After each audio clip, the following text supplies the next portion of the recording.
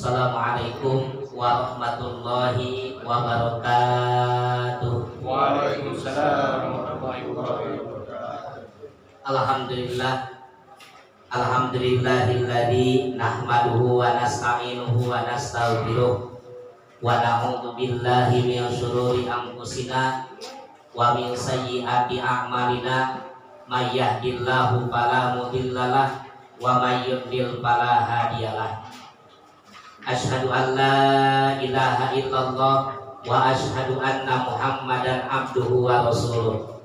Allahumma sholli wa sallim wa barik ala sayyidina wa habibina wa syafi'ina wa qurrati a'yunina wa maulana Muhammadin sahibil mu'jizatil bahirati wa ala alihi wa sahbihi ajma'in, amma ba'du. Faqad qala Allah ta'ala fi muhkamati kitabihil azizil karim wa huwa asdaqul qailin. A'udzu billahi minasy syaithanir rajim. Bismillahirrahmanirrahim. Ya ayyuhan nasu ubudu rabbakumul ladzi khalaqakum walladzina min qablikum la'allakum tattaqun.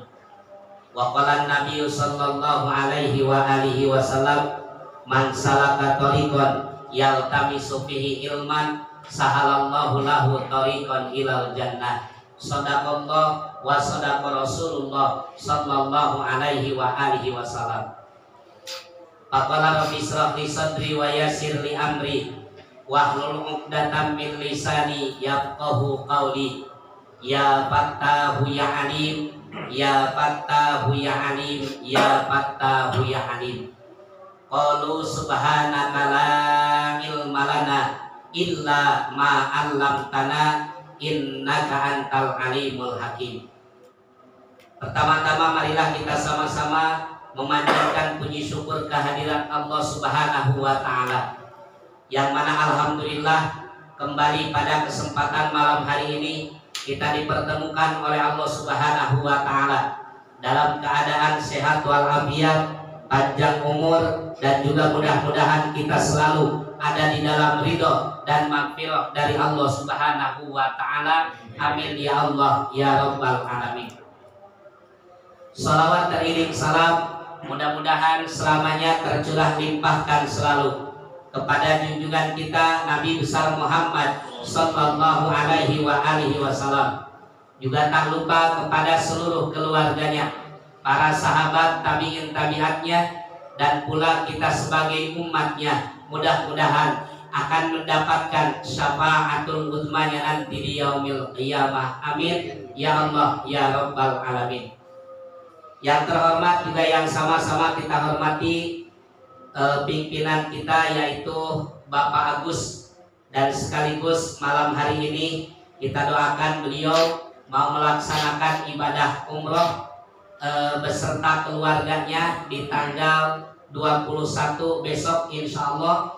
Kita doakan mudah-mudahan Pak Agus beserta keluarga mudah-mudahan dari awal perjalanan dari rumah kemudian sampai di kota Makkatul Mukarramah dan sampai di Madinatul Munawwarah, bahkan sampai kembali lagi ke tanah air, mudah-mudahan diberikan kesehatan, diberikan keselamatan, diberikan kelancaran, tidak ada gangguan halangan sesuatu apapun, dan yang paling terpenting mudah-mudahan umrohnya mabrurah dan makbulah di hadapan Allah Subhanahu wa taala. Amin ya Allah ya rabbal alamin. Kemudian juga yang sama-sama kita hormati Bapak Yono, kemudian juga Bapak Rijal, dan juga rekan-rekan jamaah yang sempat hadir pada kesempatan malam hari ini, yang insya Allah dimuliakan oleh Allah Subhanahu wa taala.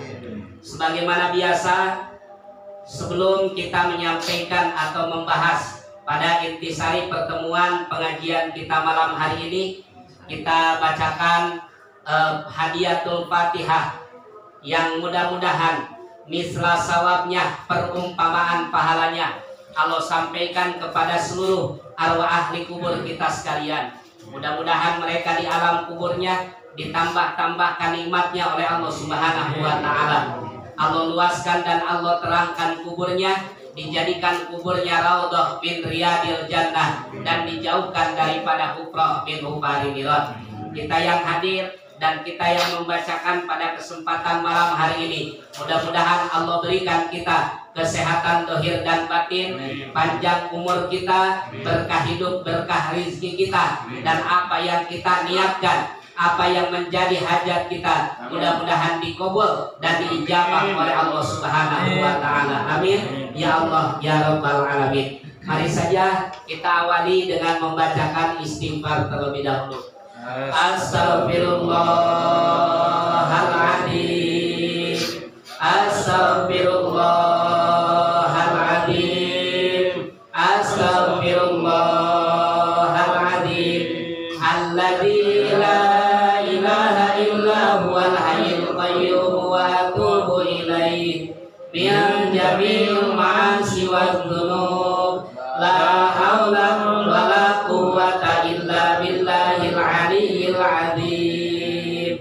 Asyhadu an la ilaha illallah wa asyhadu anna Muhammadar Rasulullah sallallahu alaihi wasallam. Allahumma salli ala sayyidina Muhammad wa ala ali sayyidina ila hadratin Nabiil Mustafa Rasulillah sallallahu alaihi wa alihi wasallam wa ala alihi wa azwajihi wa dzurriyyatihi wa ahli baitihi al-kiram. Syai'un ilaihum al-Fatihah. A'udzu billahi minasyaitonir rajim. Bismillahirrahmanirrahim. Alhamdulillahi rabbil alamin arrahmanir rahim maliki yaumiddin. Iyyaka na'budu wa iyyaka nasta'in ihdinas siratal mustaqim siratal ladzina an'amta 'alaihim ghairil maghdubi 'alaihim waladdallin.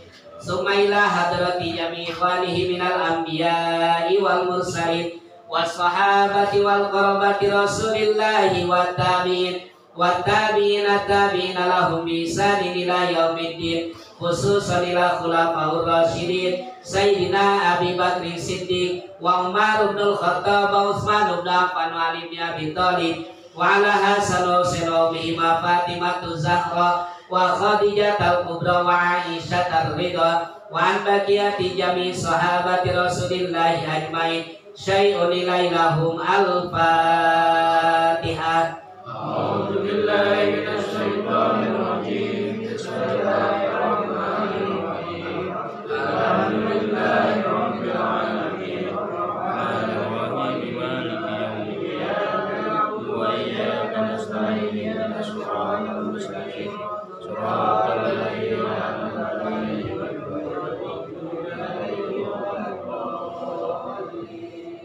summa ila hadrati jami' malaikatil mukarramin wal karabiyyin wal awliya'i wasyuhada'i wassalihin khususan ila sultanil awliya wa jalul asfiya sayyidina Syekh Abdul Jailani qaddasallahu sirrahu azizan. Al-Fatihah. A'udzu billahi minasy syaithanir rajim. Bismillahirrahmanirrahim.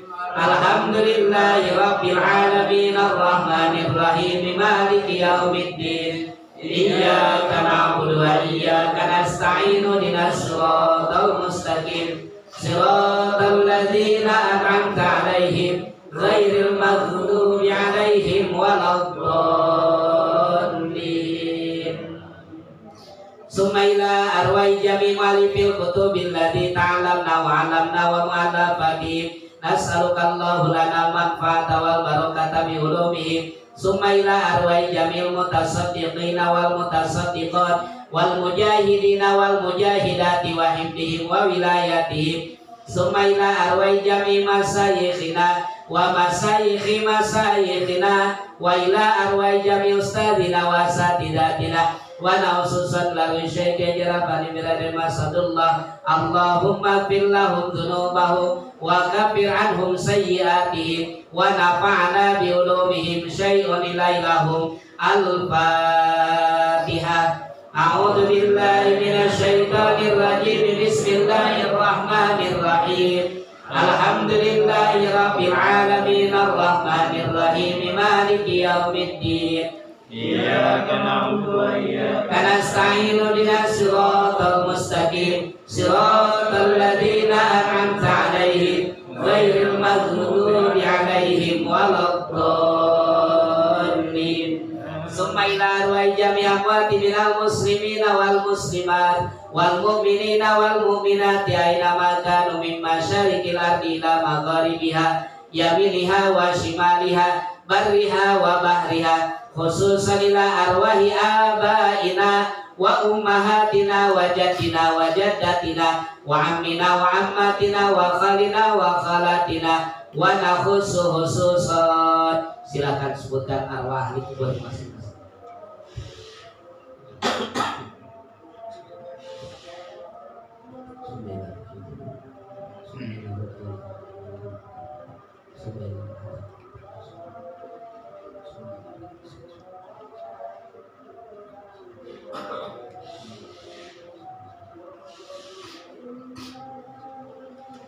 Allahumma fir lahum dunubahum wa kafir anhum sayyiatihim sahalallahu lahum tariqan ilal jannah. Al-Fatihah.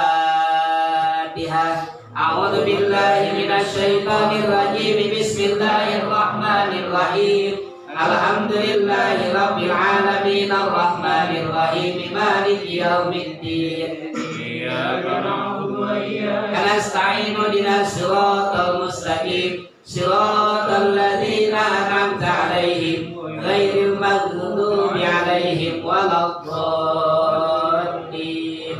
Summa ila hasil maqasidi wa maqasidana maqasidid dini wad dunya wal akhirah. Allahumma yassir wa la tu'assir fa inna taysirikul 'aisir 'alaikal yasir. Nas'aluka al-yusra wal mu'afata fid dini wad dunya wal akhirah. Al-Fatihah. A'udzu billahi minasy syaithanir rajim. Bismillahirrahmanirrahim. Alhamdulillahi rabbil alamin arrahmanir rahim maliki yaumiddin. Iyyaka na'budu wa iyyaka nasta'in ihdinas siratal mustaqim siratal ladzina an'amta 'alaihim ghairil maghdubi 'alaihim waladdallin. Kita baca Fatihah sekali lagi terkhusus buat Bapak Agus yang insyaallah beliau mau melaksanakan umroh sebagaimana doa kita tadi. Semua mudah-mudahan doa-doa kita dan juga terkhusus doa daripada Bapak Agus dan keluarganya mudah-mudahan senantiasa dikabul dan diijabah oleh Allah Subhanahu wa taala. Ala hadihin niyya wa ala kulli niyatin shalihah wa ila hadratin nabiyil mustafa Rasulillah sallallahu alaihi wa alihi wasallam. Al-Fatihah. A'udzu billahi minasy syaithanir rajim. Bismillahirrahmanirrahim. Alhamdulillahi rabbil alamin arrahmanir rahim maliki yaumiddin. Iyyaka na'budu wa iyyaka nasta'in ihdinas siratal mustaqim siratal ladzina an'amta 'alaihim ghairil maghdubi 'alaihim waladdallin. Amin. Ya arhamar rahimin, ya arhamar rahimin, ya arhamar rahimin, baligh 'alal muslimin, ya arhamar rahimin, ya arhamar rahimin.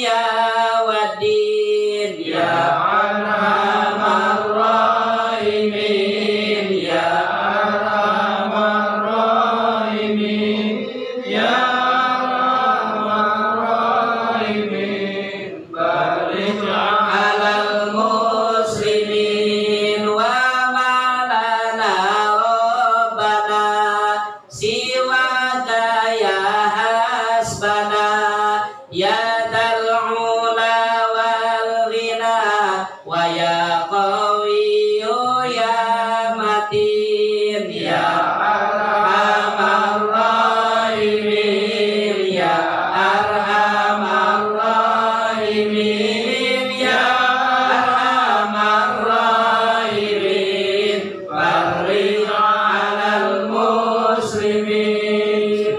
Alhamdulillah, untuk pembacaan hadiatul Fatihah telah sama-sama kita bacakan.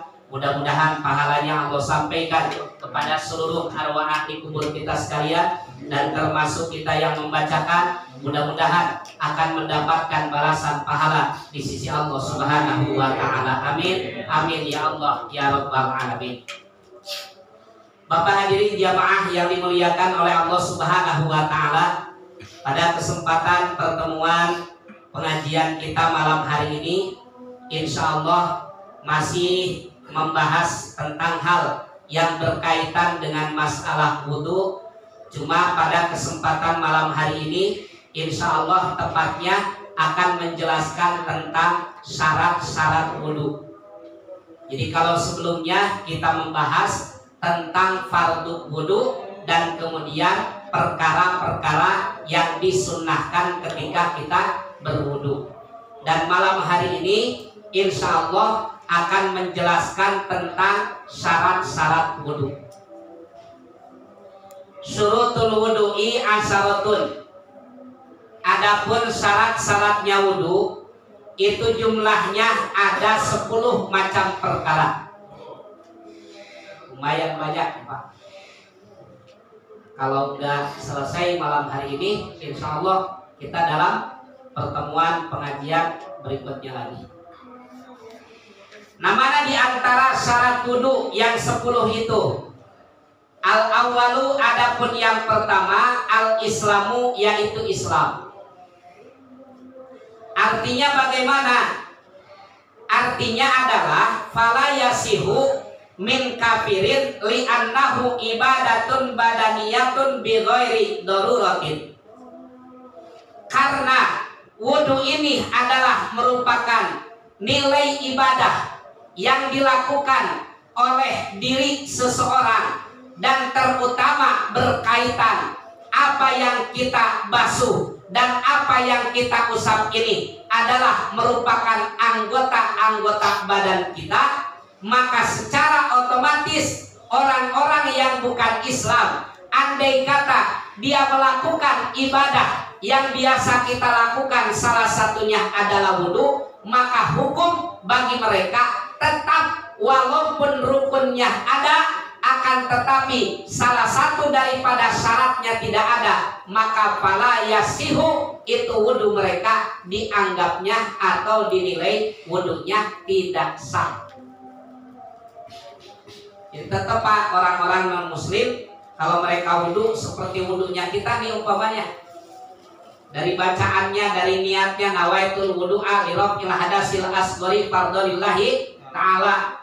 Pada saat dia membasuh wajahnya, pada saat dia membasuh tangannya, pada saat dia mengusap rambut yang ada di dalam kepalanya, pada saat dia membasuh atau mengusap kupingnya, kemudian pada saat dia membasuh kedua kaki sampai batasan mata kakinya, dan kemudian perkara-perkara yang disunahkan di dalam wudhu yang kita bahas sebelumnya, itu semua ada, dan itu semua dilakukan oleh mereka, orang-orang yang mohon maaf dalam hal ini adalah orang-orang non muslim. Maka kalaupun mereka berwudhu, maka menurut akidah kita, yaitu akidah agama Islam, maka dinilai wudhu mereka dianggapnya adalah tidak sah. Karena itu kembali tentang masalah ibadah, tentang masalah tubuh, dan kemudian individunya orang tersebut, Pak. Ya kalau individunya bukan orang-orang Islam ya otomatis ya fala yasihu, maka hukumnya adalah tidak sah. Karena kenapa? Dinilai kalau menurut akidah kita orang-orang mereka itu adalah laisa min ahli ibadatin, bukan orang ahli ibadah dalam konteks bukan menurut akidah di luar agama Islam.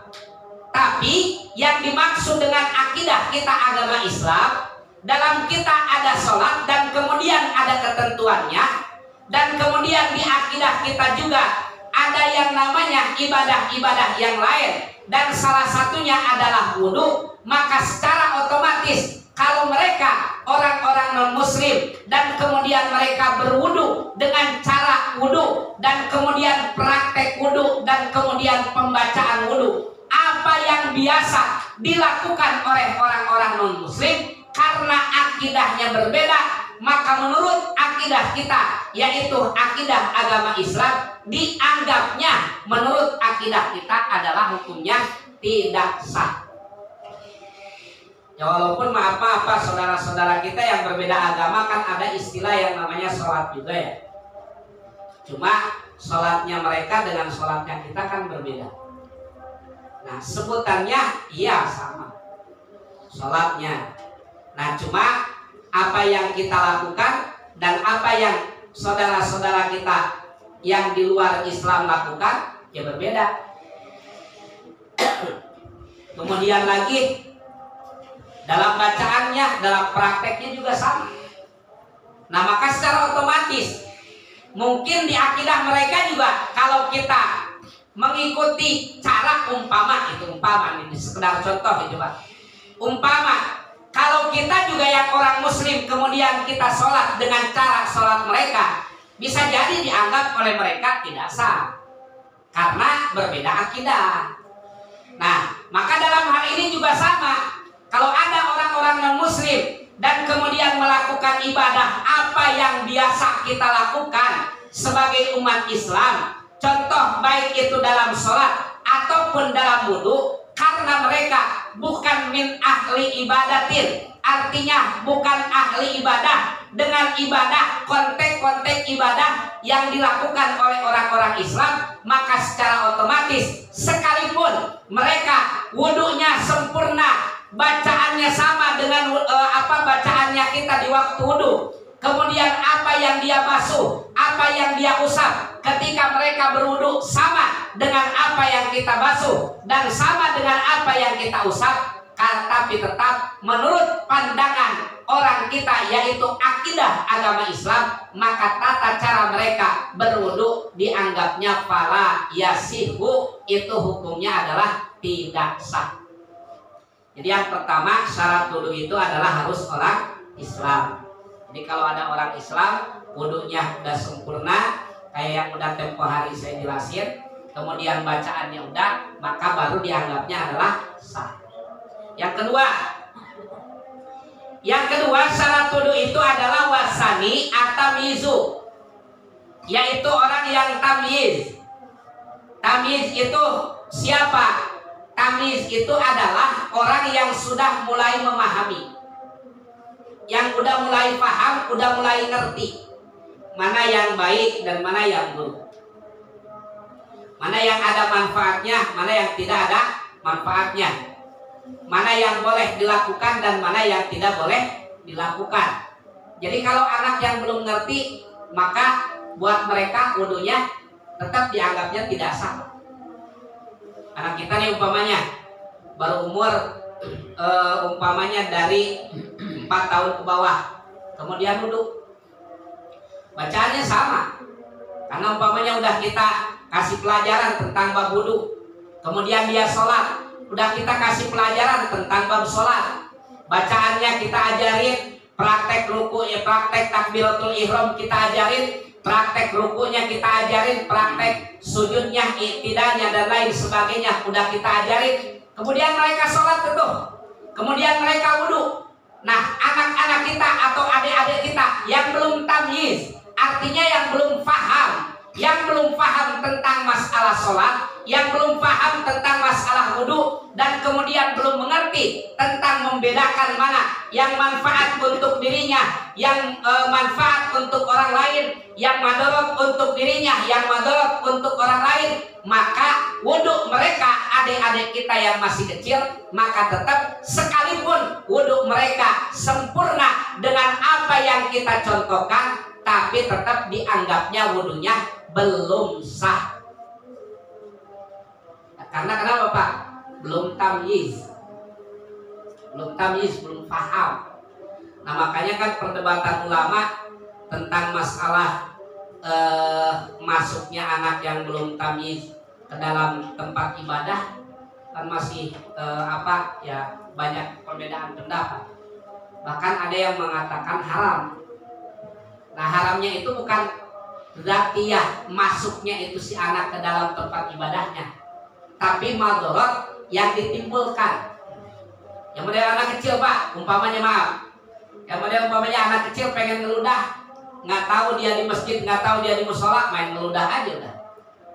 Anak itu umpamanya yang belum ngerti bahwa ini adalah tempat suci, bahwa ini adalah tempat ibadah, dia pengen buang air kecil, bisa aja umpamanya anak kecil pemain buang air kecil aja di situ. Nah, orang lagi sholat juga kan anak kecil Bapak, kita lagi sholat, kita pengen belajar, kita khusyuk. Yang namanya anak kecil kadang-kadang kita lagi sholat juga kadang-kadang dia malah lagi lari-larian, dia malah lagi bercanda.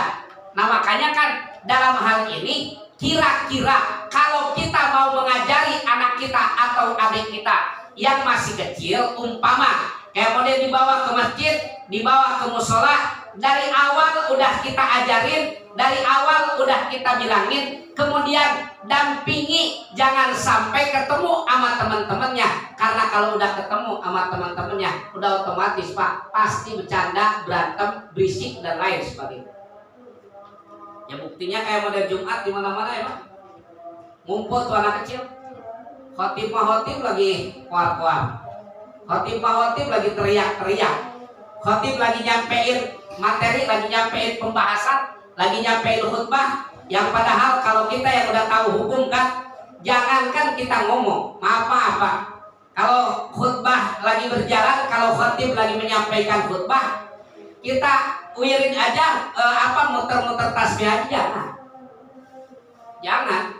Jadi bukan waktunya di situ kita untuk berpikir selain daripada mendengarkan isi daripada khutbah. Jadi Bapak jangan lagi khotib lagi khutbah, Bapak jangan lagi begini, subhanallah. Jangan begitu Pak. Gitu. Nah, karena di situ dinilainya pakod lagaut kata Nabi. Artinya adalah lagun itu sia-sia. Kita nggak dapat manfaat. Karena dikatakan bahwa khutbah itu adalah sederajat dengan sederajat dengan pengganti 2 rakaat daripada sholat. Nah makanya kalau lagi khutbah kita memang harus dengerin, mau paham nggak paham, dan kemudian lagi maaf dalam hal ini kan masih ada perbedaan pendapat tentang masalah khutbah yang cuma bahasa Arab, dan kemudian ada yang khutbah memang diterjemahkan. Ada saudara-saudara kita yang bersikeras bahwa khutbah ini memang harus dengan memakai bahasa Arab. Ada saudara-saudara kita umumnya yang memang diterjemahkan, dijelaskan apa yang menjadi maksud dan tujuannya. Nah, karena memang dibahas dalam kitab-kitab fikih, boleh kita Jumat seorang khotib menyampaikan khutbah, baik itu hanya dengan bahasa Arab saja atau dengan bahasa yang dipahami oleh orang-orang yang ada di dalam tempat ibadah atau di masjid itu. Ya kan kalau khutbah itu mauidhah Pak. Mauidhah itu artinya adalah nasihat. Khutbah itu adalah petuah. Artinya nasihat buat kita. Nah kalau sekarang umpamanya Bapak nggak paham bahasa Arab, dinasehatin sama orang pakai bahasa Arab, kira-kira ada manfaatnya nggak? Nggak ada manfaatnya kan Pak? Kalau itu manfaat nih, karena kita nggak ngerti. Bapak diomelin sama orang, saya nih umpamanya diomelin sama Bapak pakai bahasa Inggris. Nah karena saya nggak paham bahasa Inggris, walaupun bapak ngoceh kayak bagaimana pakai bahasa Inggris, tetap aja saya nggak ngerti. Bapak diomelin sama orang Arab pakai bahasa Arab ngoceh-ngoceh. Umpamanya Pak Agus berangkat umroh gitu ya. Kemudian umpamanya ada ngobrol sama orang Arab, inilah itulah segala macam. Disuruh ini atau dipinta tolong ini itu segala macam. Karena nggak paham kita bahasa Arab, tetap aja kita bengong. Nah artinya kurang manfaatnya sehingga ada ulama yang mengatakan boleh itu khutbah diterjemahkan dengan bahasa yang dipahami oleh jamaah tersebut karena isi daripada khutbah itu adalah merupakan nasihat. Nah, bagaimana itu nasihat akan sampai pesannya terhadap orang-orang yang diberikan nasihat ketika orang yang diberikan nasihat tidak paham dengan bahasa orang yang memberikan nasihat tersebut. Nah, makanya dalam hal ini para ulama sebagiannya tetap memperbolehkan bahwa khutbah ini dengan memakai bahasa terjemah, asal yang penting rukun daripada khutbah yang mesti tetap ada. Nah, kadang-kadang kita ini terbuai dengan hal-hal yang seperti zaman sekarang ini maaf-maaf. Kan rukun khutbah itu ada 5. Maaf melenceng dulu ke khutbah. Yang pertama adalah hamdulillah, yang artinya adalah memuji terhadap Allah, bahasa alhamdulillah. Nah, yang kedua adalah membaca sholawat, bukan syahadat Pak. Kalau syahadat itu bukan rukun, artinya boleh ada dan boleh tidak ada. Kemudian lagi di samping sholawat, yang ketiga adalah wasiat takwa. Nah, ini yang 3, baik di khutbah pertama atau di khutbah kedua, yang 3 ini mesti ada. Hamdalah, sholawat, dan wasiat takwa mesti ada nih. Khutbah pertama wajib ada, di khutbah kedua juga wajib ada. Nah, baru yang nomor keempat, rukunnya itu adalah membaca 1 ayat daripada Al-Quran. Boleh di khutbah yang pertama dan boleh di khutbah yang kedua. Jadi kalau ada khotib di khutbah pertama Bapak perhatiin nggak ada ayat Al-Quran yang dibaca, nah maka Bapak nanti perhatiin di khutbah yang kedua si khotib baca ayat Al-Quran apa enggak. Tuh.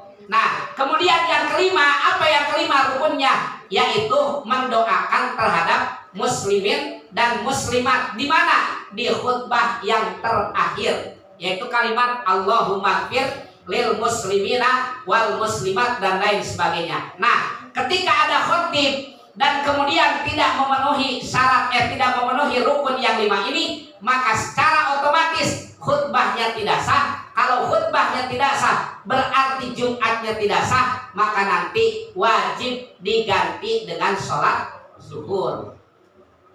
Nah maka nanti Bapak kalau lagi dengerin khutbah, Bapak perhatiin yang itu. Lapat alhamdulillah, lapat sholawat, kemudian wasiat takwa, kemudian membaca 1 ayat daripada Al-Quran, dan yang nomor kelima adalah mendoakan terhadap muslimin dan muslimat di khutbah yang terakhir. Kalau khutbah yang pertama memakai doa, nggak ada doa, yang penting di khutbah terakhir aja. Di khutbah terakhir harus ada doa untuk muslimin dan muslimat dalam urusan keakhiratan. Nah jadi itu Pak, kembali. Jadi nomor kedua adalah harus tamyiz. Jadi anak-anak kecil kalau dia berwudu, biarin nggak apa-apa Pak, buat mendidik nggak masalah. Anak baru umur umpamanya 3 tahun, anak baru umur 2 tahun, udah mulai umpamanya ngikut-ngikut sama orang tuanya, ngikut sama kakaknya, kemudian dia belajar wudu, biarin nggak masalah. Belajar dia sholat, nggak jadi masalah. Asal yang paling terpenting, intinya buat kita mesti paham bahwa mereka ini adalah dalam konteks tarbiyah, artinya adalah pendidikan buat mereka, pelajaran buat mereka. Karena walaupun bagaimana, yang namanya pelajaran itu mesti dibiasain dari kecil. Kalau udah gede mah susah Pak. Belajar mesti dari kecil. Makanya ada dibahasakan belajar dari kecil seperti mengukir di dalam batu. Sementara belajar sudah dewasa seperti mengukir di atas air. Kalau anak kecil Pak, diajarin bener udah susah. Diajarin udah susah. Huruf dia belum paham. Ya kan? Bahasa kadang-kadang masih banyak melenceng salah. Kita ngomongnya apa, dia ngedengarnya apa. Kita nyampein apa, dia melafalkannya apa. Agak susah kita ngajarinnya, tapi kalau udah masuk di otaknya, itu nempel terus. Ya mungkin Bapak semua ngerasain dah. Apa yang dulu kita pelajari di waktu kecil, termasuk umpamanya bacaan sholat, bacaan wudhu. Dulu kita lagi kecil diajarin sama guru agama. Dulu kita belajar di tempat-tempat pengajian dan lain sebagainya. Sampai hari ini, alhamdulillah bisa ingat. Tapi coba kita belajar, umpamanya udah kayak model kita nih hari ini. Kemudian umpamanya kita belajar umpamanya nahwu, belajar kita sholat. Itu mungkin Pak, ngertinya cepet, tapi hilangnya juga cepet lagi. Bapak ngaji kadang-kadang kayak model begini kita lagi di majelis taklim kita masih ingat, tapi bubar kita dari majelis taklim, udah lupa. Lagi khutbah kita kan dengerin, perhatiin banget. Selesai khutbah, ditanya sama teman, tadi khotib ngebahas apaan? Tahu lupa. Gitu Pak. Padahal tadi perhatiin banget. Nah, jadi kayak begitu dah. Nah, jadi anak kecil dididik memang harus dari semenjak kecil, biarin. Karena di dalam kitab Akhlakul Baligh ada salah satu hikayah, ada salah satu cerita, ada seorang anak yang bernama Ahmad namanya. Ini Ahmad suatu saat Pak diajak sama orang tuanya ke kebun. Di kebun ada bunga mawar. Dan kemudian pas dilihat sama ini anak yang bernama Ahmad, kata ini Ahmad, ma ajmalah hadhihi syajarah. Ya abi, ma ajmalah hadhihi syajarah. Wahai ayah, betapa sungguh indahnya ini bunga mawar. Kata ayahnya, na'am. Betul, wahai anakku. Cuma kata Ahmad, ayah, sayang ini bunga mawar, ternyata pohonnya ini adalah bengkok. Bagaimana kalau saya lurusin sekarang? Apa kata ayah? Jangan. Itu bunga mawar itu udah tua. Kalau dilurusin sekarang, bukannya malahan lurus, yang ada malahan patah. Nah, ini adalah sedang menceritakan tentang masalah bagaimana tata cara kita memberikan pelajaran terhadap anak. Dari semenjak kecil kita mulai kita ajarin. Anak belajar wudhu, anak belajar sholat. Coba Bapak lihat, hari ini banyak anak-anak yang udah dewasa, kemudian berbeda maaf dah, seperti umpamanya maaf di daerah-daerah sebagian yang memang agamanya masih kental-kental. Dan kemudian kita lihat umpamanya di lingkungan kita yang hari ini kita berada, kadang-kadang anak yang padahal udah hampir dewasa, namanya udah masuk kategori murahik. Murahik itu hampir balik Pak, hampir balik, artinya usia udah 12, 13, 14, hampir mendekati ke usia 15 tahun. Mereka itu dalam urusan kayak mulai Jumat, mereka itu cuek kadang-kadang. Orang tua pada berangkat sholat Jumat, dia orang biasa aja, lagi nyantai, nggak sholat Jumat nggak masalah, nggak ngerasa dirinya berdosa, nggak sholat pun yang 5 waktu, kadang-kadang begitu. Bahkan tidak sedikit hari ini anak yang hampir dewasa ditanya tentang bab wudu dia nggak paham, ditanya tentang masalah rukun Islam dia nggak paham, ditanya tentang rukun iman dia nggak paham. Kenapa kayak begini? Karena dari semenjak kecil nggak pernah dididik, barangkali nggak pernah diajarin tentang hal yang berkaitan dengan urusan agama.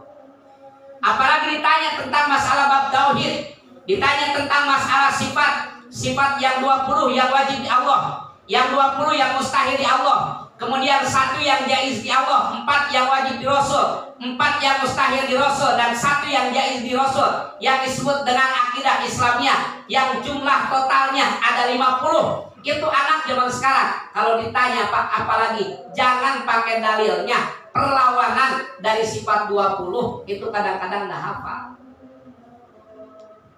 Benar apa enggak Pak? Coba dah Bapak telah. Kalau cuma wujud tidak bako muhalafatul hawadisi yang mau binafsihi wahdaniyat kudrat irodat ilmu hayat sama basor kalam qadiron muridan aliman hayat samian basiron mutaka lima masih hafal. Coba kita tes perlawanannya. Adam terus apa lagi Pak? Adam bukan Adam Idris di bawah. Itu mah Nabi. Nabi dan Rasul. Adam, hudus, fana, mumasalah lil hawadis, ihtiyaj, ta'adud, ajzu, karoha, jahlu, maut, soma, akma, khosun, ajizan, karihan, jahilan, mayitan, asoma, akma, abkama. 20 perlawanannya. Itu wajib hafal, Pak. Kita orang Islam ini wajib hafal. Wajib akidah yang 50 itu wajib. Nah, sifat yang wajib di Rasul yang 4 insya Allah hafal. Sidik, amanah, tabligh, patonah. Perlawanannya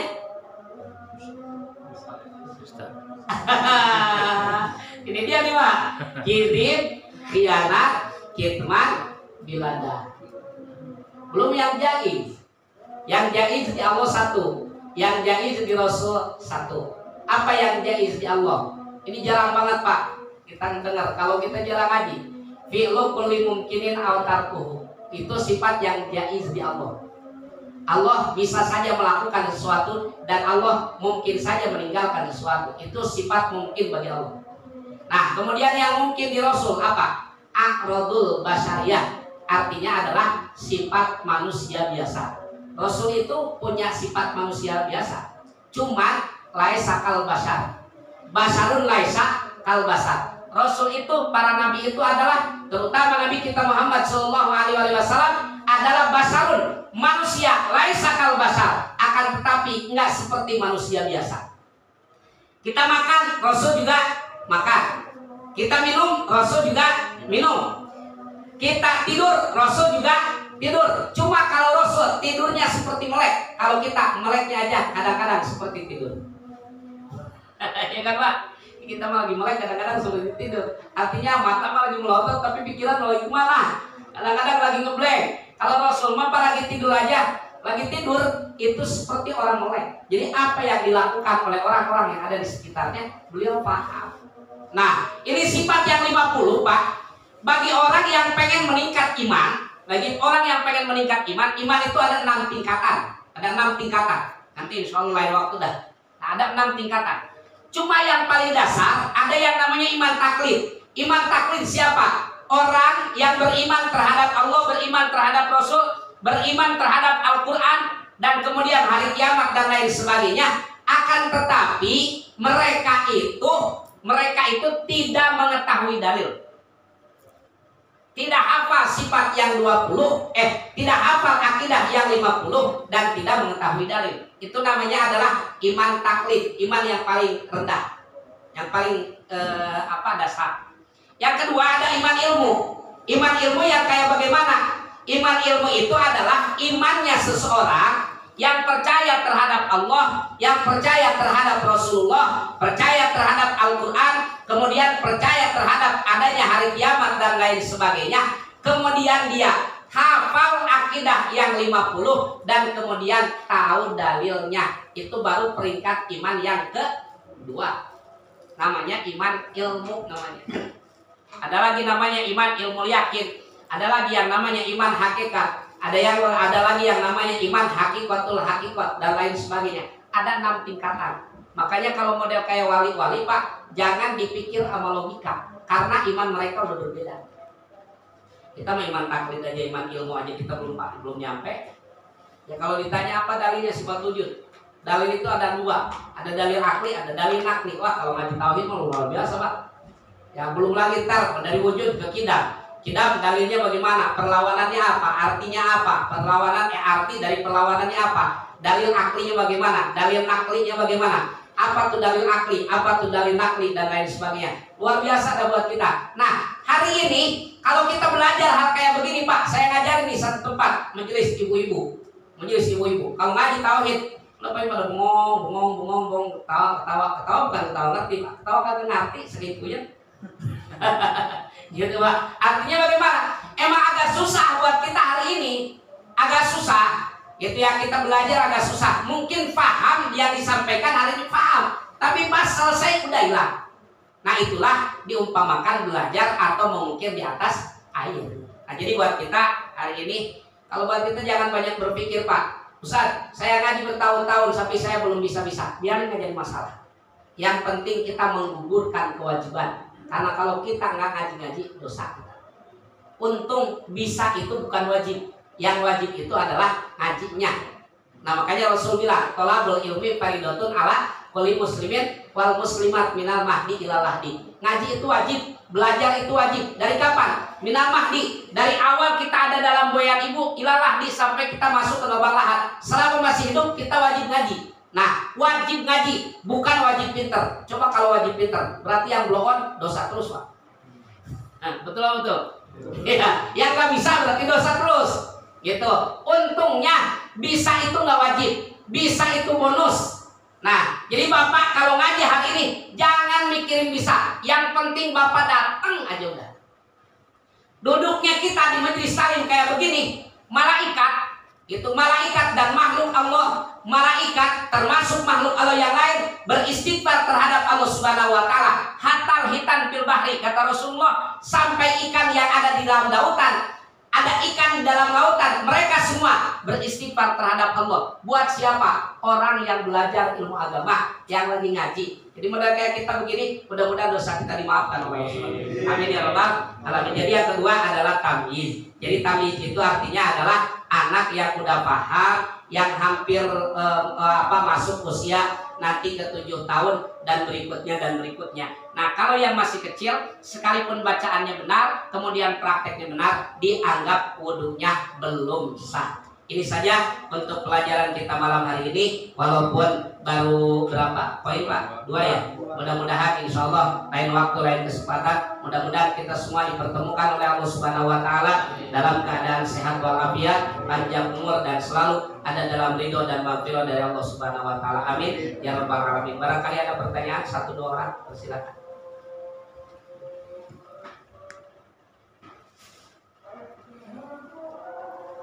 Cukup Pak, baik saya.